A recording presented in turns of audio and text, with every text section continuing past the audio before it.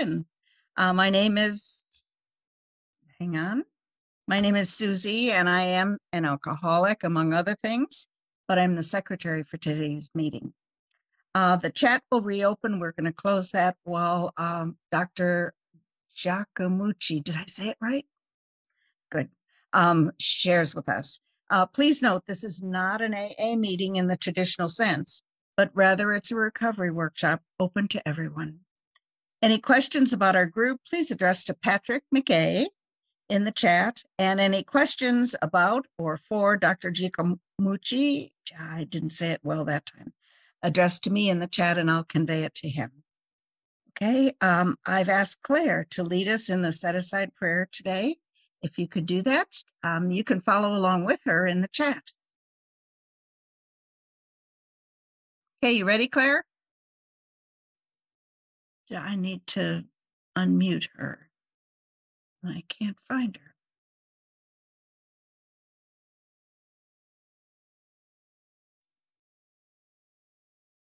Okay, we'll do plan B.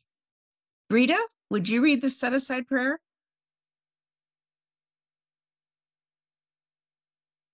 Do I have to unmute you? Yeah, you do. Okay. Yeah.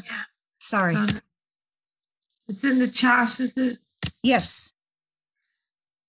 God, please help me set aside prayer.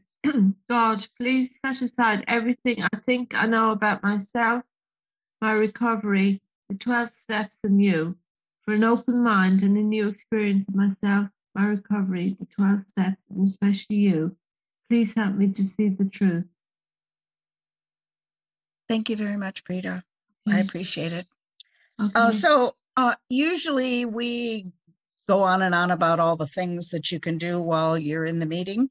Instead, that information, how to join our WhatsApp page, how to get the information via email, is all going to be posted in the chat, maybe 4, 5, 6 times during the meeting. So make no mistake, we want you to stay or get connected to us. I don't know what happened. And so we're going to try to give you every opportunity to do that throughout the meeting. Okay, it's time to start. Something's going on with my computer. It's weird. So here we go. Today, I'd like to introduce you to Dr. Scott Giacomucci. You can look at his extensive credentials. I'll put them in the chat in a minute. They're enormous and quite impressive. But I'm going to tell you that his expertise is centered around trauma and recovery. While he is with us, he's going to help us understand trauma and addiction recovery from an experiential approach to aid in post-traumatic growth. He's going to look at the widespread impact of trauma in relationship to addictions, mental health, well-being, organizations, and more. This is quite a topic these days, and we are so glad that you've come to tell us what you know. I bet you're going to tell us every single thing in an hour or close. Anyway, we welcome you heartily, and I know I can't wait to hear what you have to say. And if I can't wait, I know everyone else is eager to hear it too. So there you go. You have an hour. And do I need to unmute you too? Oh, I think I did it. Yeah. There you go. Thanks, Susie. That's quite a lot of power you have being able to mute everybody here. I love it. I don't like that. So thank you for the introduction and for the invitation to be here with you all. I'm excited to share a little bit about what I know, what I've learned, what I've experienced, and hopefully you'll find it helpful in your recovery as well. Can you all hear me okay? Okay, awesome. So my plan for today is that I have a bunch of information I want to get to you. So I have some PowerPoint slides I'm going to share. We'll go through some ideas related to trauma. What is trauma? Like Susie said, it's a word everybody's using. Let's look at some definitions of it and see how it might fit based on our lived experience. We're going to look at the intersection of addiction and trauma. So how does addiction connect to trauma, and how does trauma fuel addiction? And how does unresolved trauma and loss impact our relapses, which I'll talk a bit about as well. We'll talk a little bit about what PTSD and complex PTSD are, and then we're going to focus on post-traumatic growth. So post-traumatic growth is the phenomenon of growing after trauma. You could think of addiction recovery as an example of post-traumatic growth, that we all go through this really horrible, tragic, even traumatic experience of living in addiction or alcoholism. And when we enter recovery, we're growing from that. So addiction recovery itself is an example of post-traumatic growth. And at the end, I'm going to do a little experiential exercise that'll have you envisioning yourself in the future in post-traumatic growth and having a conversation with yourself in the future. Then we'll have a good half hour for some sharing, questions, and discussion. So that's kind of the plan for today.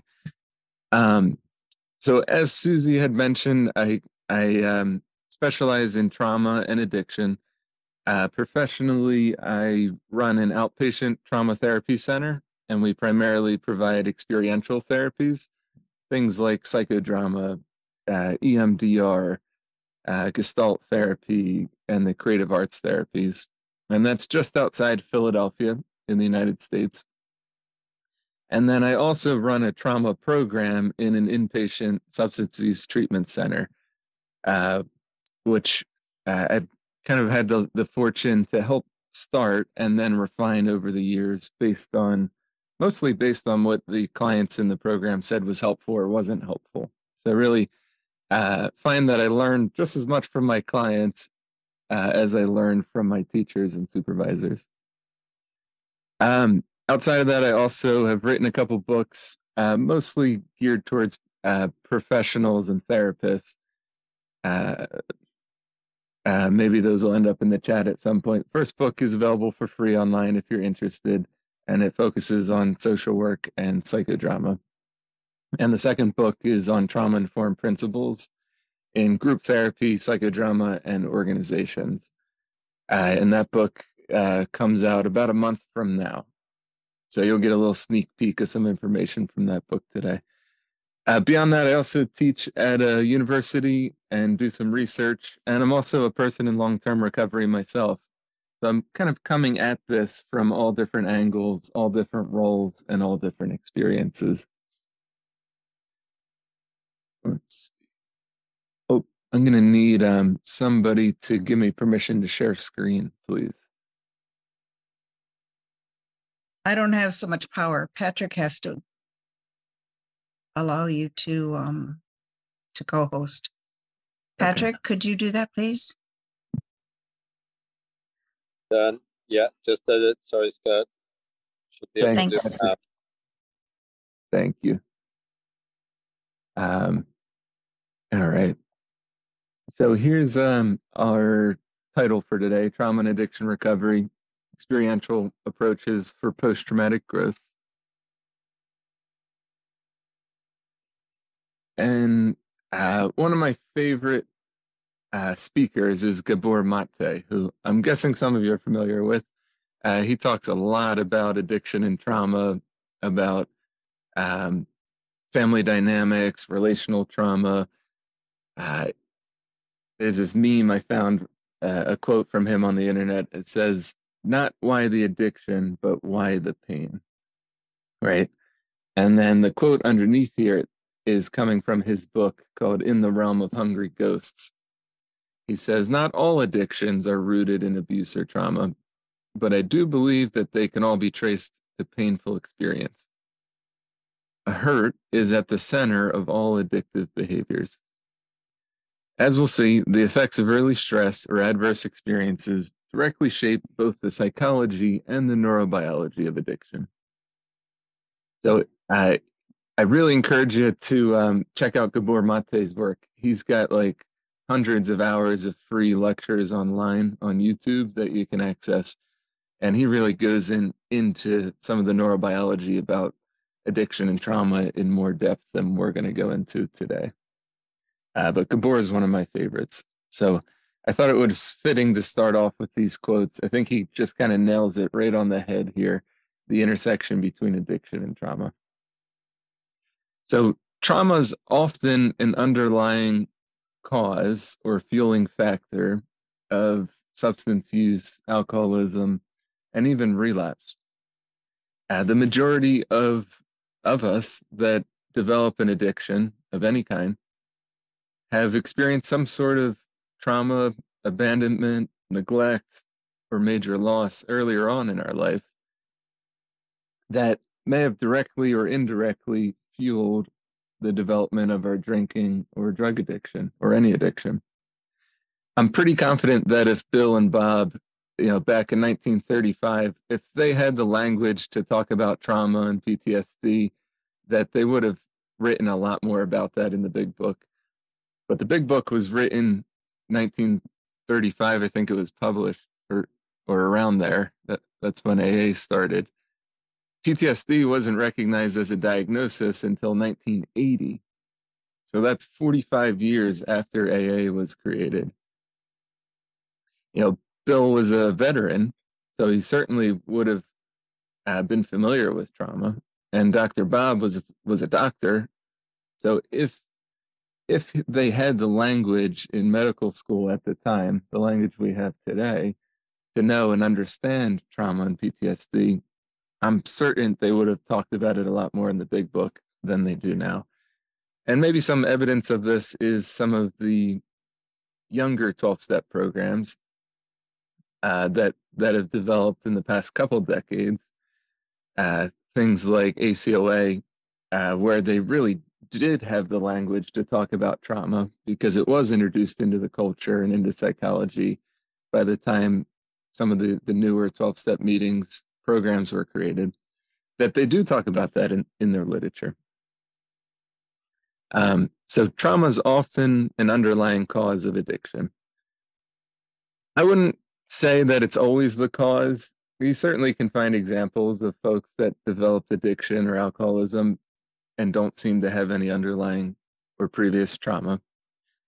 But from what I've seen, both as a 12-step participant, as someone in recovery myself, and as a professional in the field, at least 9 out of 10, probably more like 95 out of 100, I would guess, of the folks that we come across have experienced some sort of trauma or loss that contributed to the development of drinking, drug use, or other addictions.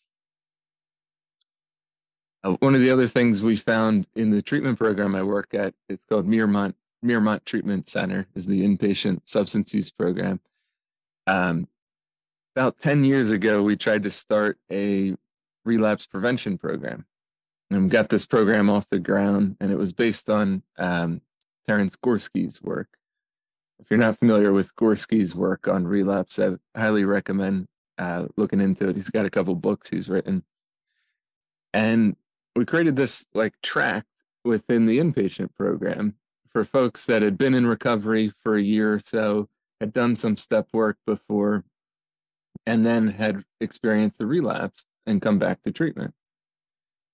And they had this special program for relapse prevention. And after a couple of months of this program running, one of the things that we noticed was that every single client that was in that program had unresolved trauma or unresolved grief and loss that hadn't been dealt with in any of the other treatment programs they were attending. And we started to think about how important it was in terms of relapse prevention that we're also dealing with trauma and with grief and loss. If you take a moment and just consider all the 5th steps that you've heard and all of the home group members, 12-step members that have experienced relapse, and kind of thumb through them in your mind, my guess is that most 5th steps you've heard have had some form of trauma on them. It's hard for me to think of a 5th step that didn't have specifically sexual trauma on it.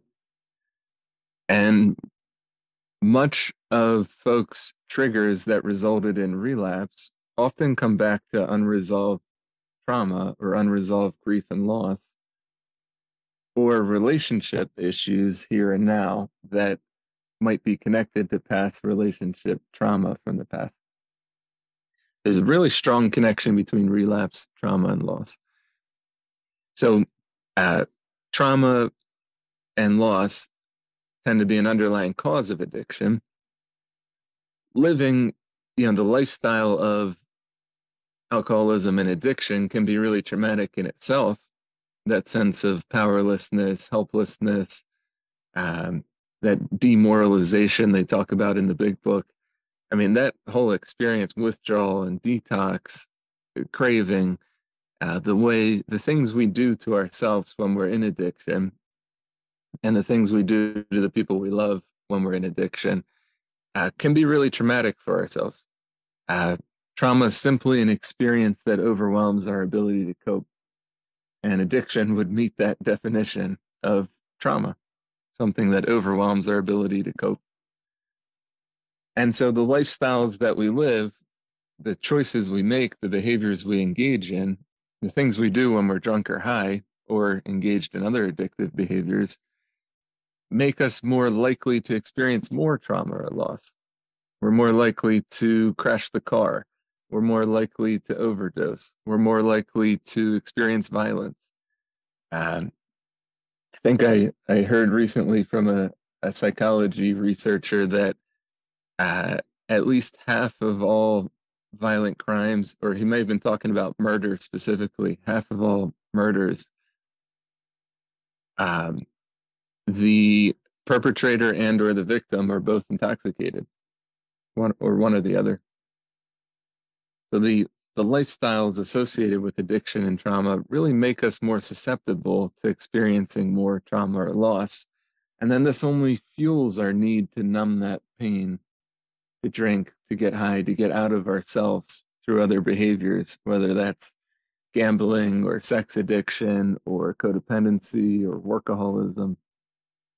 And it becomes this really vicious cycle that we can really get stuck in and get trapped in.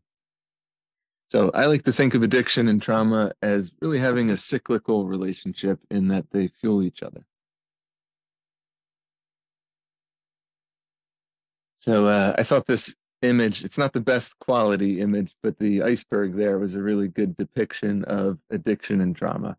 That the addiction is often the tip of the iceberg.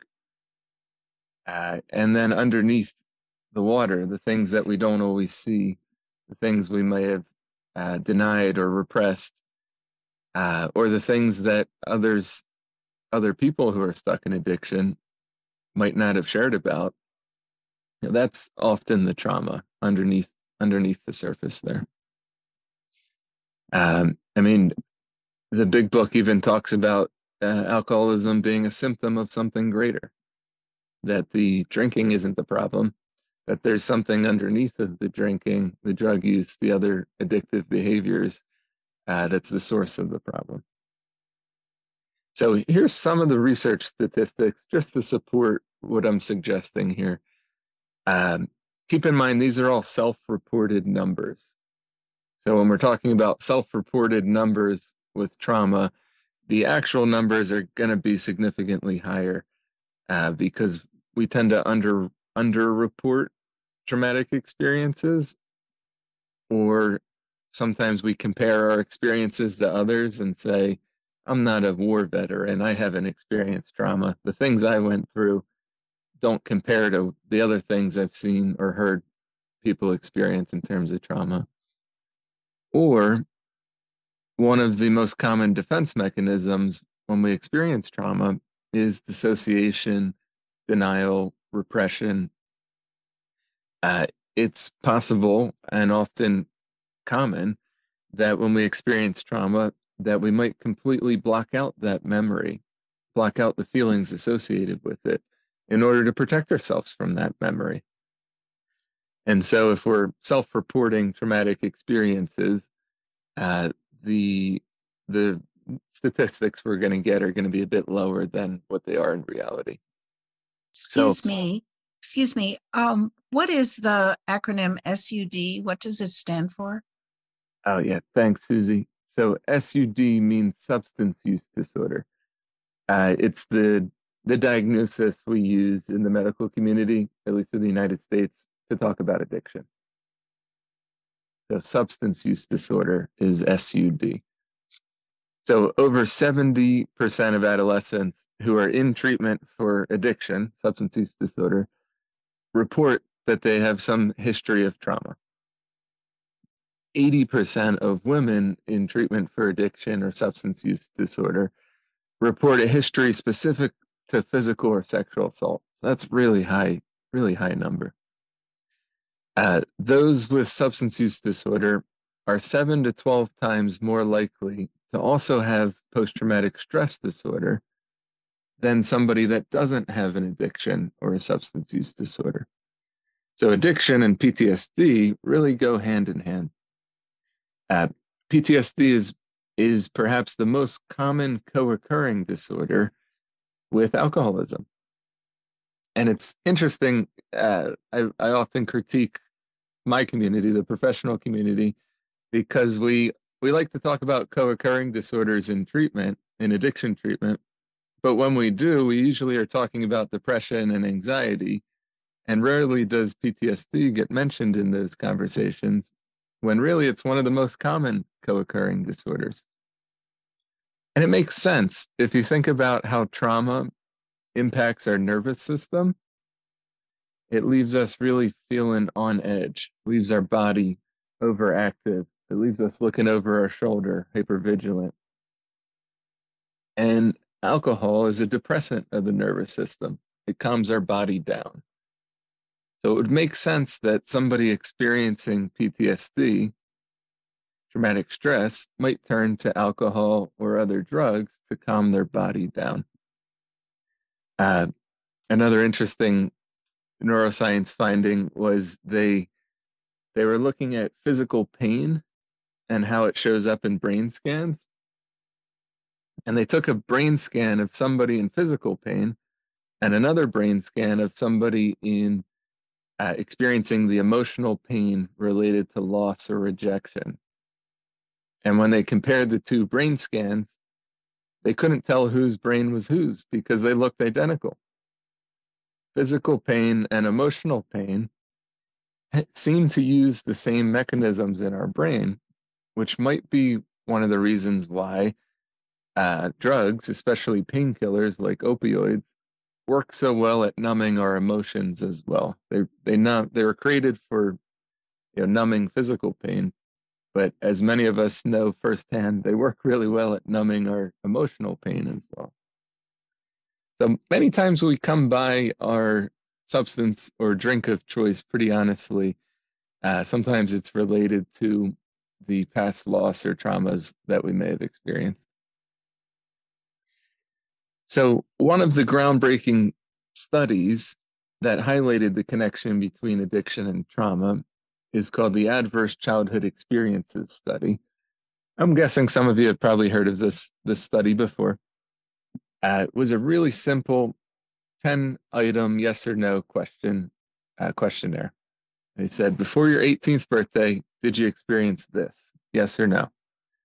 And the original study, the original questionnaire, they had just 10 questions, and they're depicted in the graphic here. There was a question about physical abuse, a question about emotional abuse, about sexual abuse, physical neglect, emotional neglect, and then these 5 questions about family dysfunction. So was there somebody in your family growing up that was suffering from a mental illness? Was there someone in your family that was incarcerated before you turned 18? And so on and so on here. And so they did this study multiple times. They've done it around the world with different communities, and they've even changed the questionnaires to make them more culturally relevant in different communities. Because the original study was done primarily with middle class, college educated white sample size. It was a pretty big sample with I think it was 30,000 participants. I could be wrong, but it was a pretty large sample size. And what they found was that adverse childhood experiences, or ACEs, were much more prevalent than anybody realized. And that ACEs were significantly more prevalent in Black and Latino Latinx communities, and that they were actually lowest in Asian communities, which was interesting.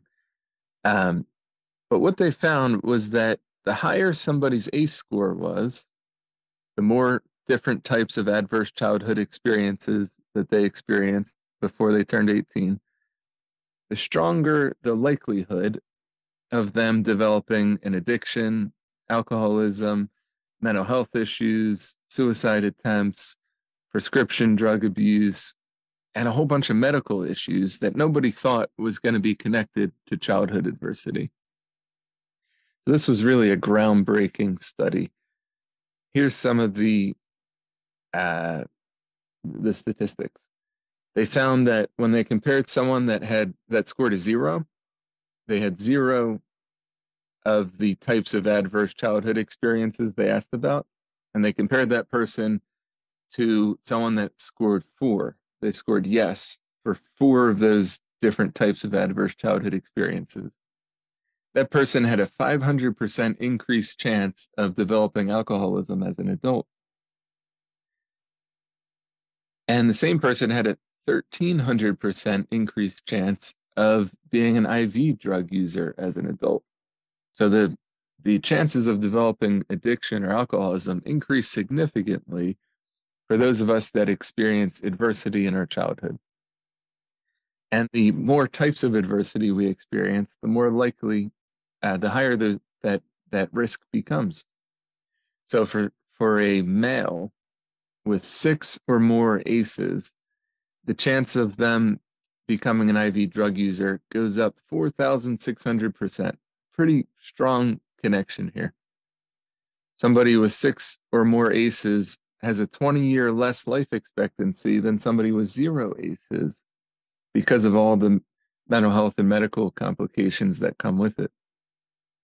For each yes that somebody scores on that questionnaire, the rate of prescription drug abuse goes up 62%. So it just increases and increases and increases. They also found things like diabetes, heart problems, lung diseases, immune system issues, digestive problems were also correlated to childhood adversity, which I think surprised everybody. But when you think about how trauma really impacts our body, our nervous system, and leaves us on edge, it takes a lot of energy to be on edge all the time. And that stress that the body's constantly pumped with, that traumatic stress, that sense of constant hyperarousal, it can really break down systems within the body, making us more susceptible to different medical complications. So the good news is that this is just increased risks. So being in recovery certainly changes these numbers for us. And there's different things that we can do to increase our preventive factors in our lives or the lives of our loved ones to try to mitigate some of these risks. So there's been a couple studies looking at, well, what about the outliers in the study that scored high on the ACEs but did not develop mental health, addiction, or medical issues? What was unique about them or their experience? How were they able to have the resilience to bounce back from the trauma, the loss they experienced? And 2 of the studies I want to highlight, one of them found that nurturing relationships were very preventative. That if a child has at least one secure attachment, one adult in their life that they can go to, that will listen to them, that will believe them, that will just love them unconditionally, that it decreases the risk factors that we're talking about here in the aftermath of trauma or adversity. Another study found that kids that were involved in the creative arts of some kind experienced less addiction, trauma, mental health, and medical issues in adulthood, even if they had comparable scores on the ACE questionnaire. That there was something preventative about art, about music, about theater, about drama, poetry, um, about movement or dance, that there was perhaps some way that the arts allow us to express ourselves when we're younger, especially when we might not have words to fully articulate how we're feeling or to talk about trauma or adversity we're experiencing, that we can safely do that through the creative arts as kids and as adults. And so many of the kids that were involved in creative arts, it acted as a preventative factor for adult addiction, mental health, and medical issues. So we're talking about trauma, and I used this definition earlier, that it's just an experience that overwhelms our ability to cope.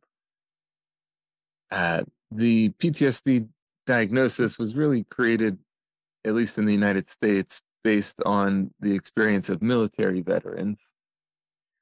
And so it really was associated with war trauma initially. And over the years, it's really expanded to encompass all experiences of trauma. It even includes vicarious trauma.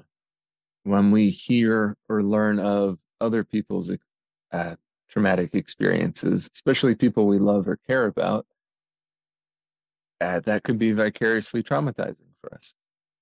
So this is a particular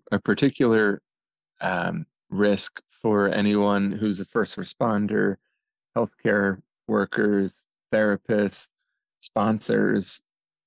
You could certainly experience vicarious trauma in a 12-step meeting if somebody starts talking about instead of sharing in a general way about their experience, like our guidelines suggest, if somebody starts really talking about the really brutal, graphic, specific details of a trauma, that could be not only triggering for others, but it could be vicariously traumatizing for others. So I like to use an inclusive definition of trauma.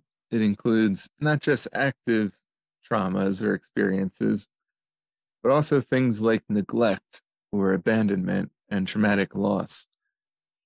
Oftentimes we neglect to consider how harmful neglect can be when we don't have our needs met emotionally or physically.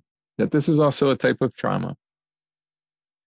There's all sorts of different types of trauma. There's single incidence traumas when we experience a one-time traumatic experience. There's complex trauma. Usually this is relational in nature and in childhood where we experience reoccurring kind of layers of trauma where the same type of trauma happens again and again and again.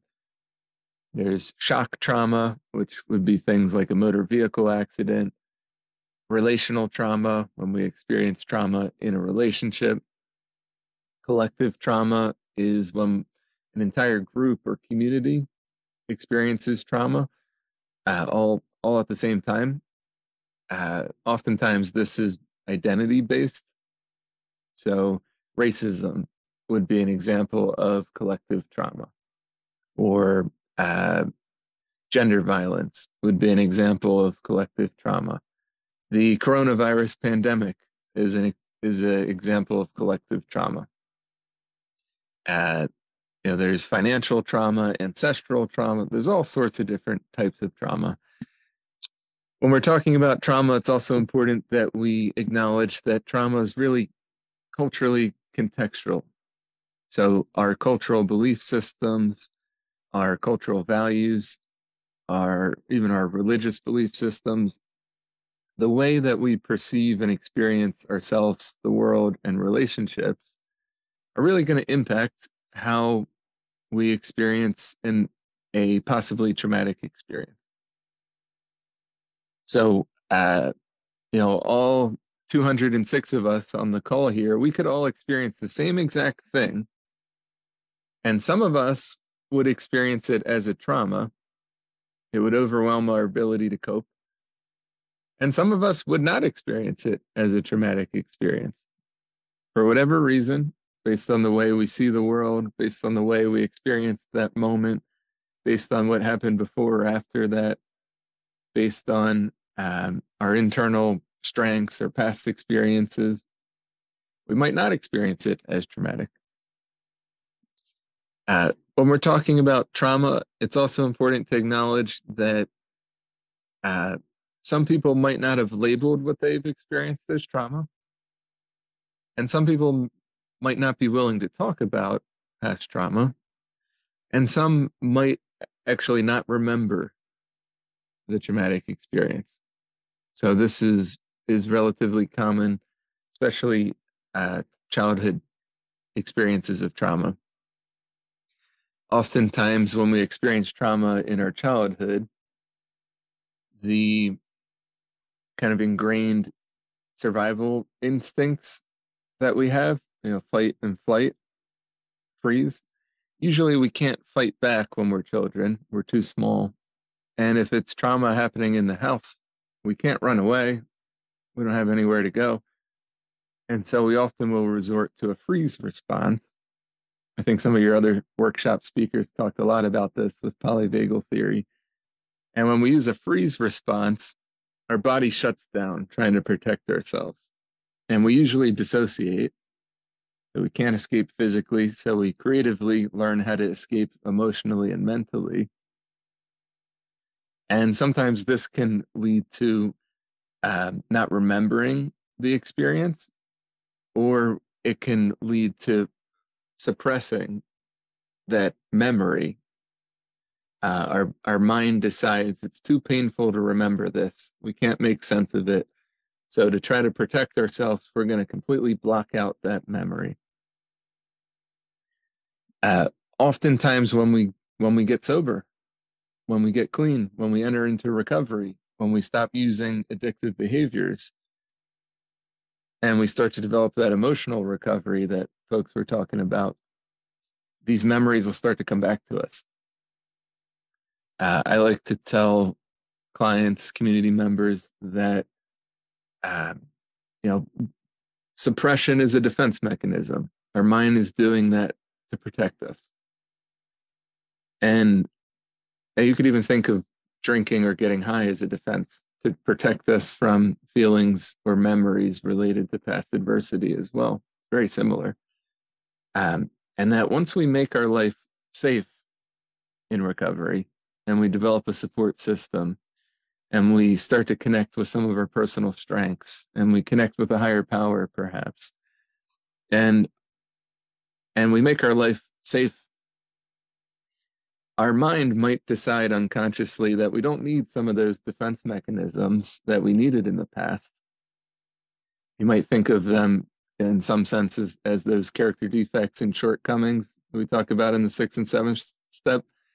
In therapy, we would call many of those defense mechanisms that we start to let go of them, or we become willing to have a higher power remove them from us. And some of the feelings, some of the thoughts, some of the memories associated with past trauma might come back to us. So although that can be a really painful, disorienting, and confusing process, it might be a good sign. It might mean that you've made your life safe enough that your mind decides you don't have to protect yourself from these past memories anymore, and that we have the support and the resources to remember and to process them. So we talked a little bit about PTSD, and these are the different symptom clusters of PTSD. I'm not going to spend a lot of time on this. We have intrusions and re-experiencing.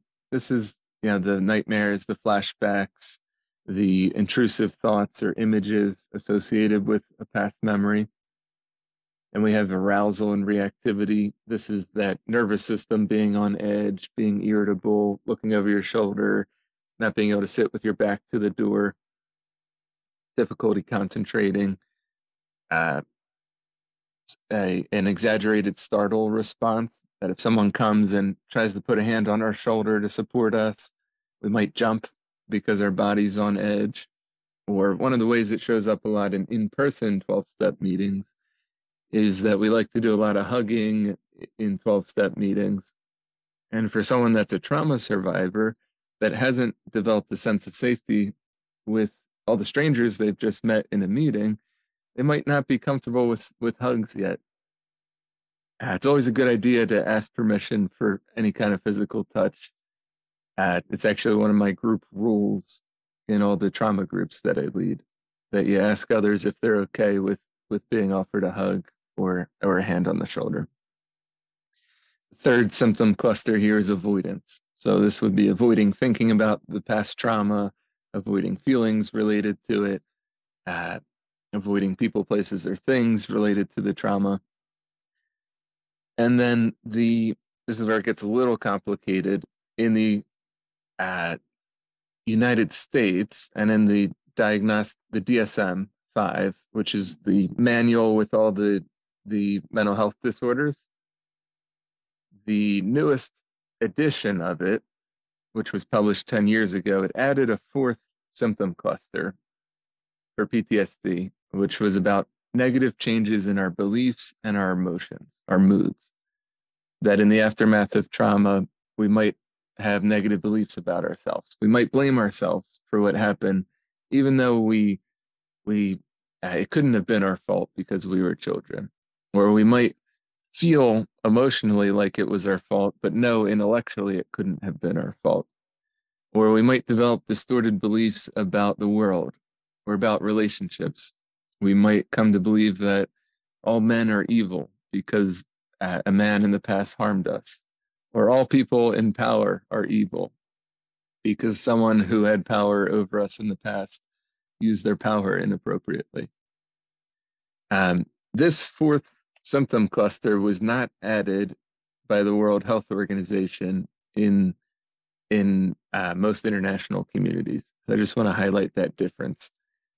Instead, the World Health Organization acknowledged complex PTSD as a new diagnosis, but the DSM rejected it. So this is a little kind of technical difference. But complex PTSD is all of those symptoms we just talked about, the first three listed there, plus a disrupted sense of self, of identity, a inability to regulate our emotions, that we get overwhelmed easy, or when we're overwhelmed, we have difficulty calming ourselves down, and a difficulty in being in interpersonal relationships. And so this is complex PTSD. So in my experience, these three, especially complex PTSD, fit for pretty much all of us when we're early in recovery. We're trying to figure out, who am I as someone in recovery? We're trying to regulate our emotions without the drug, the drink, or the behavior. And we often are renegotiating our interpersonal relationships. Who are the people that I want to surround myself with? Many people even describe addiction as an attachment disorder. That when we have attachment trauma earlier on in life, that instead of being able to go to our primary caregivers to help regulate our emotions and develop the brain circuitry to self-regulate our emotions as adults, that when that's not available in childhood, we will look to other behaviors or something outside of ourselves, like a drug or a drink or a behavior, to regulate those emotions for us. So anyway, these are PTSD and CPTSD, just an overview. This is what I really want to emphasize, is post-traumatic growth. So post-traumatic growth is the phenomenon of growing as a result of trauma. This idea is not new. It's been around forever, really. You can find examples of post-traumatic growth in any legend, any myth, any religious text, all throughout history. That as humans, oftentimes when we experience adversity or trauma, it challenges us to grow in positive ways. So post-traumatic growth is the opposite of post-traumatic stress in many ways. Now, it's only been the past 30 years that we've been studying post-traumatic growth. And one of the things they found in the research, which is very hopeful, is that post-traumatic growth is actually more likely, statistically more likely after trauma than PTSD is likely to develop. So 1 out of 4 adults that experience a major traumatic experience will develop PTSD. However, 2 out of 3 adults that experience trauma report growing from that trauma in some way or another. So you're more likely to grow from trauma than you are to develop PTSD. Very hopeful. Now, PTSD and post-traumatic growth, or PTG, they can certainly exist at the same time. So many times we might experience a trauma, and in the aftermath, we might grow from it in some ways, but we might also be held back by it in other ways, or experience symptoms of post-traumatic stress while also experiencing examples of post-traumatic growth. So they often exist concurrently. And in the research on post-traumatic growth, they interviewed tens of thousands of trauma survivors around the world, and they sifted through all of these interviews, and they found there were 5 common areas that we report growing from trauma in, or that we report growing in after trauma. First one here is a sense of personal strength, that after experiencing something traumatic, we might come to realize that we're much stronger than we thought we were. That if I could survive that thing I went through, man, I could probably survive just about anything else life will throw at me. We might come to realize we have more courage than we originally thought, more resilience, more wisdom. We come to develop a stronger sense of our personal strengths. Second area is about relationships, that in the aftermath of trauma, we often will turn to the people that are closest to us, safest for us, and look to them for support, for guidance, and in doing so, really deepen that relationship. Oftentimes, we experience trauma because of other humans, and oftentimes when we experience relational trauma, it challenges us to reconsider who are the healthy people in our life, who are the most important people in our life, or where do we want to spend our time in relationships. And we might reorient our priorities and focus more on the supportive people in our life than the harmful people in our life. So sometimes trauma can challenge us to grow socially.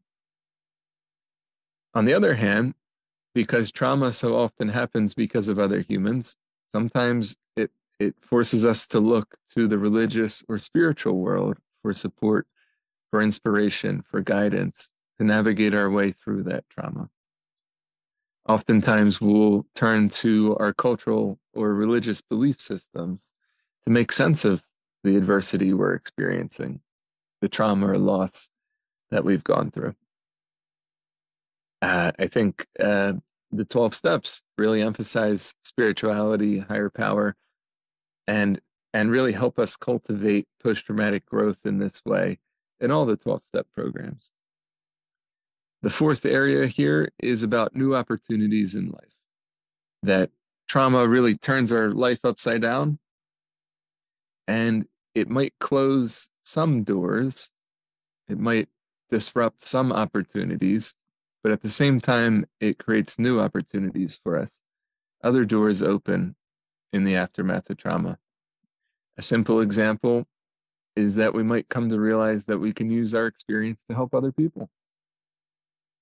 Or we might come to realize that we can break some of the cycles of addiction or trauma or codependency in our family systems, and that we have an opportunity to do that. The fifth area is about a greater appreciation for life. So I think the 12-step programs really do a good job at driving this one home as well. That we come to emphasize the goodness within ourselves, within our community, within recovery, within life. we really emphasize gratitude, having a practice of gratitude, making gratitude lists. The 10th and 11th step. The 10th step, how did I contribute to life today? And we take inventory at the end of the day. We're not just looking at what are the defects and shortcomings that we acted out on, but what are our assets and how did we contribute? What are the things we did well? This is also part of the inventory process. It's that list in the 4th step that often is the most difficult for us. We can write about our resentments, our sex inventory, and our fears. But then when we get asked to write about our assets, our positive qualities, many times that can be much more difficult. But this is just baked into the 12-step program, emphasizing appreciation for life.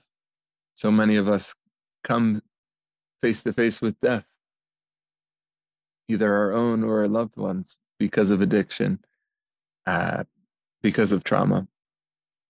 And it can kind of awaken us to the fragility, how fleeting life can be, and can really challenge us to have a new appreciation for life.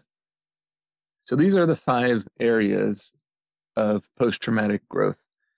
You could think of these as the trauma recovery equivalent of those 9-step promises, the rewards of recovery that they talk about in the 12-step literature. That if you follow these steps, if you do these things, if you firmly root yourself in addiction recovery or in 12-step recovery, here's the promises, the things that you can expect. Well, if you do the tough work around trauma recovery, around trauma healing, here's the promises. Here's the rewards that you could expect. Here's the 5 different areas that you could cultivate growth in, that other trauma survivors have grown in the aftermath of trauma. So these 5 areas of post-traumatic growth, they not only happen spontaneously after trauma, but they also can be a template for what trauma recovery can look like. And we can really intentionally work to cultivate growth in these areas in our trauma recovery.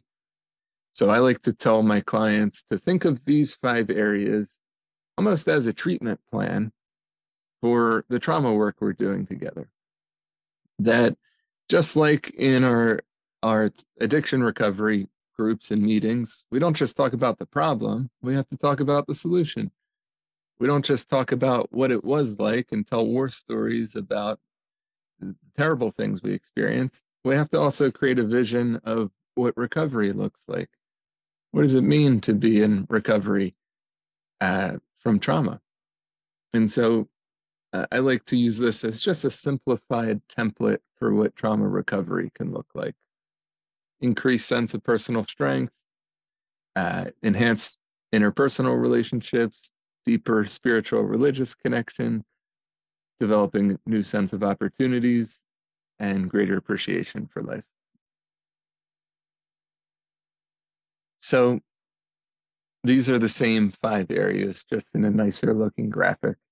I'm going to ask you to take a moment and reflect on, for yourself, in which of these ways have you grown from the adversity you've experienced? And if it's possible, Patrick and Susie, this might be a good time to open up the chat for everybody. As you're reflecting on which ways have you grown from adversity, from trauma, I'll encourage you to consider writing some of those in the chat. Okay. Thank you, Susie. And thanks to everyone that's here with your questions. I really appreciate how engaged you are and how curious you are about this. I also have a YouTube channel with 50, 60 videos on trauma, psychodrama, trauma therapy, where many of your other questions might be answered. So I encourage you to check out some of those videos as well. The channel is just called Phoenix Trauma Center and Dr. Scott Giacomucci. So my outpatient center is called the Phoenix Center for Experiential Trauma Therapy, based on the metaphor of the phoenix, which is a symbol of post-traumatic growth. So the little exercise we're going to do here focuses on post-traumatic growth. So I'm going to ask you to choose an object in your space, or just pull out an empty chair that could represent you in the future. Maybe you a year from now, in the future, having continued to grow in your recovery, your recoveries. Just pick an object. Could be anything. Could be the tissue box, could be a pen on your table, could be a chair in your space, could be a little object on your desk, something simple.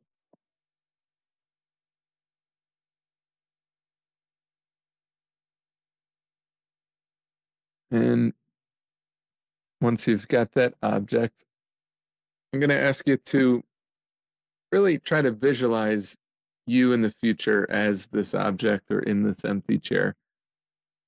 Imagine your future self sitting in front of you here. Notice how you might look different. Notice how you may have grown, changed. Notice how your body posture might be different a year from now. Maybe you're sitting up a little bit taller than you are today, a little more confident. Another year of recovery under your belt. Another year of growth and change. And as you see yourself in the future sitting in front of you, see if there's anything that you might want to say to yourself in the future. You could just imagine saying that now, or if you're muted, you could even say that out loud.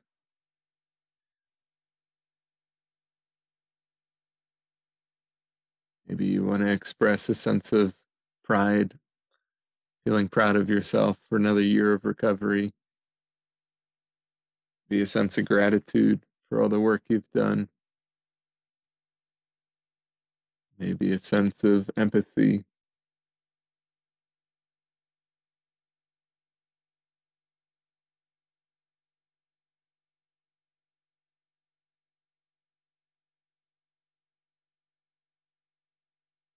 And if you're, somebody mentioned being bilingual. If you're bilingual, if you speak multiple languages, do this in the language that you grew up speaking, whatever your native language is.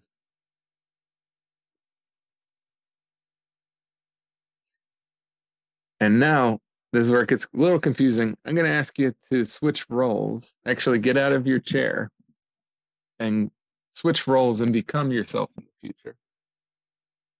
Go stand and look at yourself today in the chair. Maybe you stand behind your chair, or maybe across from your chair, and become yourself in the future. Another year of recovery, another year of growth, another year of change, self-reflection. And as yourself a year in the future, I want you to see yourself today in that chair and talk to yourself. Tell yourself how you got there. Offer yourself some encouragement. Offer yourself some guidance.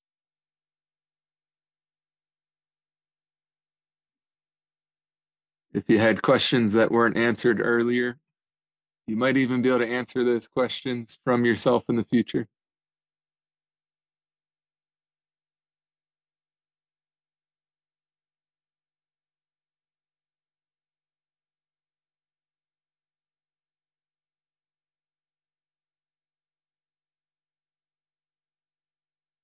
So take a moment to do that. And I'm going to ask you to really focus on what's the most important thing to say to yourself today. From the perspective of you a year in the future, what's the most important thing to say to yourself today?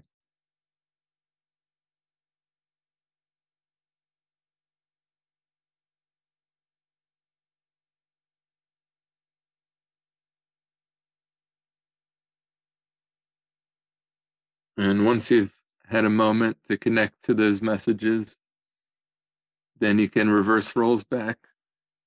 So come on back to the role of yourself today. Take a moment and take in those messages. And I'll invite you to write those messages in the chat here. What was that most important message from yourself in the future?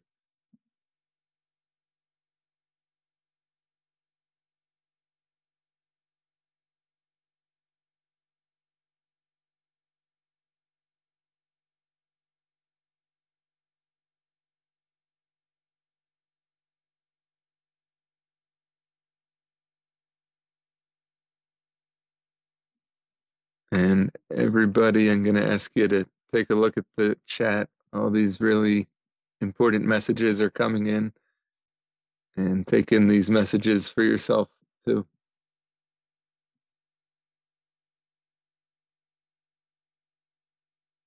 I'm just going to read some of them as they keep coming in. I'm going to be able to receive love. Thank you for putting in the hard work. Look how far you've come. It's okay to have joy and enjoy life. Keep working at it. Life gets better. Keep going. Just keep swimming. It was all worth it. Thank you, God, and thank you, me. You're going to be okay. Keep up the good work. You're a strong woman and you can do it.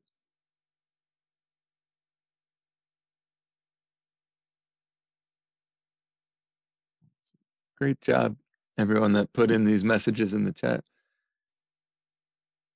You need to take care of yourself first, emotionally and physically, before you can look after others. So this is a really simple psychodramatic exercise that you can use.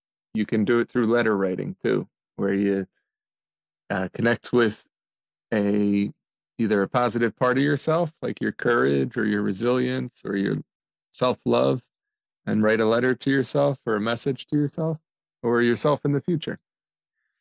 You can really kind of expand on that with lots of different topics and roles. And then wanted to just give a little plug for my upcoming book. This is coming out April 25th, if you're interested. It's focused on trauma-informed principles in group therapy, psychodrama, and organizations. So kind of looking at an organization as a group. These ideas are helpful for all organizations, not just treatment centers or therapy groups. And then this is my first book I mentioned that's available for free online. So if you just search for that title, Social Work, Sociometry, and Psychodrama, you can download the entire ebook from the publisher's website for free. And if anybody's in the Philadelphia area, I do offer training workshops on psychodrama. There's one in April on trauma-informed leadership. In June, a 3-day workshop on trauma-informed psychodrama. And in August, a 5-day workshop teaching professionals how to facilitate psychodrama in a group setting. So I encourage you to stay connected to me. You can find me on LinkedIn, Facebook, Instagram, YouTube. I'm always putting out free resources and videos, like I had mentioned, handouts, blog posts, those kinds of things. Happy to be a resource if I can in your journey going forward. And I want to express my gratitude for you all having me as an outsider to your meeting here today.